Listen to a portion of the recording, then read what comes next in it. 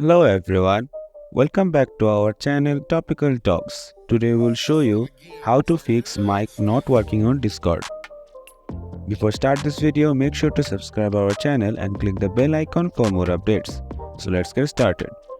First of all, you have to open your Discord and go to your user settings and then click on voice and video, and from here you can change the input device. From these drop down, select your microphone and then select your headphone, and from here you can also test your mic.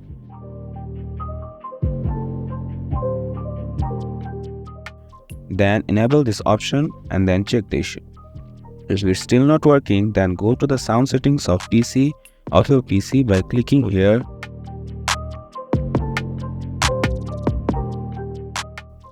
and then click on voice mixer settings, and from here select these Discord options, and from this drop down select your microphone